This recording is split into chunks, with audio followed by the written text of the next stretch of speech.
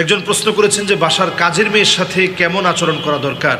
একটা ভিডিও দেখলাম, কাজের মেয়েকে গাড়ির পিছনে করে নিয়ে যাওয়া হচ্ছে, এটাকে বলে ব্যাগ ডালা। এই ব্যাগ ডালায় নিয়ে যাওয়া হচ্ছে। এই ভিডিওটা আমারও চোখে পড়েছে, লাখ লাখ মানুষের চোখে পড়েছে যে একটা কাজের মেয়েকে সিটের মধ্যে বসতে দেওয়া হয় না, ব্যাগ ডালাই করে নিয়ে যাওয়া হচ্ছে। এই যে আমাদের একটা বৈষম্য, কাজের মেয়েদেরকে মারধর করা, নির্যাতন করা, তাদের শরীরের মধ্যে গরম পানি ঢেলে দেয়া, ইস্তারি দিয়ে সেক দেয়া, খাবারের কষ্ট দেওয়া, সব খাবার সবাই খাওয়ার পর তাদেরকে যত সামান্য নষ্ট খাবারগুলো দেওয়া, ইসলাম কি বলে? এটা মারাত্মক জুলম।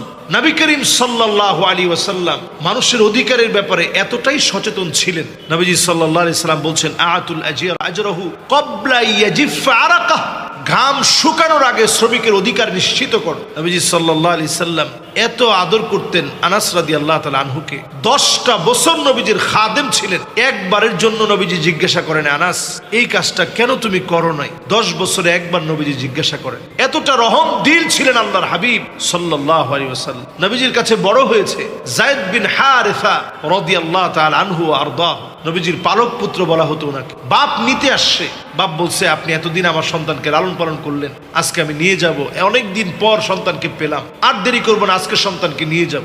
নবীজি সাল্লাল্লাহু আলাইহি সাল্লাম বললেন, কোনো অসুবিধা নাই, যায়েদ যেই ফয়সালা দিবে সেটাই হবে। নবীজি সাল্লাল্লাহু আলাইহি সাল্লাম যায়েদকে প্রশ্ন করলেন, যায়েদ তোমার কি মতামত? তুমি কি তোমার বাবার সঙ্গে যাবে নাকি এখানে থাকবে? যায়েদ বিন হারিসা রাদিয়াল্লাহু তাআলা আনহু পরিষ্কার তিনি জানিয়ে দিলেন, আমি আমার মা বাবার সঙ্গে যেতে চাই না নবীজি, আমি আপনার সঙ্গে থাকতে চাই। নিজের মা বাপকে বাদ দিয়ে যায়েদ বিন হারিসা রাদিয়াল্লাহু তাআলা আনহু নবীজির সঙ্গে ছিলেন। নবীজি সাল্লাল্লাহু আলাইহি সাল্লাম এতটাই আদর মোহাব্বত দিয়ে যায়েদ বিন হারিসা রাদিয়াল্লাহু তাআলা আনহুকে রেখেছিলেন। আনাস রাদিয়াল্লাহু তাআলা আনহু 10 বছরের খাদেম ছিলেন। একবারের জন্য নবীজি বলেন নাই এই কাজটা কেন এইভাবে করলা, কেন করো নাই, এরকম কোনো প্রশ্ন করে নাই। আনাস রাদিয়াল্লাহু তাআলা ছোট্ট মানুষ ছিলেন, খেলার ছলে ভুলে গেলে নবীজি সাল্লাল্লাহু আলাইহি সাল্লাম মুচকি হাসি দিয়ে বিষয়টা উড়িয়ে দিতেন। এটাই শাসন হয়ে যায়। আজকে আমরা কাজের মেয়েদের সঙ্গে যে অমানবিক আচরণ, কাজের মানুষ মানি আমার সোফায় সে বসতে পারবে না, এই যে মানসিক একটা বৈষম্য, কাজের মানুষ মানি সে আমার খাটে বসতে পারবে না। সে প্লেট ধুয়ে দিচ্ছে, আপনি সেই প্লেটে খাচ্ছেন, সে কাপড় ধুয়ে দিচ্ছে, সেই কাপড় আপনি পরছেন, সব আপনি তার ধুয়ে দেয়া কাপড়, তার ধুয়ে দেয়া প্লেট, তার রান্না বান্না করে দেওয়া খাবার আপনি খেতে পারতেছেন, কিন্তু সে আপনার সঙ্গে যাওয়ার সময় আপনার গাড়িতে তাকে একটা সিট দেওয়ার মতো মানসিকতা আপনার তৈরি হয় না। ব্যাগ ডালাতে তাকে আপনি বসায় নিচ্ছেন। এটা তো একটা ভিডিও আপনাদের চোখের সামনে প্রকাশিত হয়ে, এরকম হাজারো নীরবে কাজের মানুষের উপর অত্যাচার করা হয়। এটা মারাত্মক ধরনের জুলম। নবীজি সাল্লাল্লাহু আলাইহি সাল্লাম শুধু এই বিষয়ে কথা বলেন, নবীজি সাল্লাল্লাহু আলাইহি সাল্লাম এটাও বলেছেন, একটা উটের চোখে পানি দেখে নবীজি সাল্লাল্লাহু আলাইহি সাল্লাম বললেন, আহারে এই উটটাকে না খাইয়ে এত পরিমাণ তুমি কষ্ট দিচ্ছ, আফালা তাত্তাকিল্লাহ ফি হাদিহিল বাহিমা আল্লাতী মাল্লাকাকাল্লাহু ইয়্যাহ।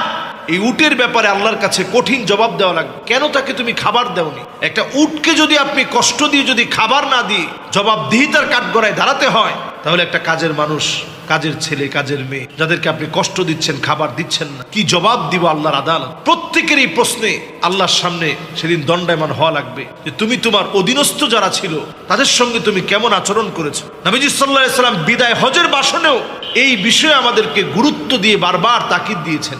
ইন্তেকালের পূর্বেও নবীজি সাল্লাল্লাহু আলাইহি সাল্লাম ইন্তেকাল হয়ে যাবেন, দুনিয়া ছেড়ে চলে যাবেন, সেই মুহূর্তেও নবীজি সাল্লাল্লাহু আলাইহি সাল্লাম বলছিলেন, আসসালাহ আসসালাহ আসসালাহ ওয়া মা মালাকাত আইমানুকুম। আমাদের হাত, যাদের দায়িত্ব আমাদের হাতে রয়েছে, অধীনস্থ যারা আমাদের হাতে, যাদের উপর আমাদের কর্তৃত্ব চলে, যাদেরকে আমরা অন্তত আমাদের কাজের জন্য রেখেছি, তাদের সঙ্গে সুবিচার করা, সুন্দর আচরণ করা, তাদের সঙ্গে ন্যায় ইনসাফ ভিত্তিক আচরণ করা, তাদের খাবার দেওয়া, ঠিকমতো বেতন দেওয়া, তাদের খবর নেওয়া। মাসের পর মাস চলে যায়, দারোয়ানের বেতন দেন না, খাবার দেন না। মাসের পর মাস চলে যায়, আপনার কোম্পানির বেতন ঠিক নেই, আপনি 5 ওয়াক্ত নামাজ পড়তেছেন একেবারে প্রথম কাতারে দাঁড়ায়া, আল্লাহর আদালতে জবাব দেওয়া লাগে। এটা বান্দার হক। শহীদ হয়েও যদি কেউ মারা যায়, এরপরেও এই হকের ব্যাপারে আল্লাহ তাআলা জিজ্ঞাসা। এই জন্য যে প্রশ্নটা এসেছে, এটা আমাদের প্রত্যেকেরই নজরে পড়েছে। আল্লাহ তাআলা আমাদের প্রত্যেককে বুঝদান করুক, মানুষের সাথে মানবিক আচরণ করার তৌফিক আল্লাহ তাআলা দান। আসসালামু আলাইকুম ওয়া রাহমাতুল্লাহি ওয়া বারাকাতুহু।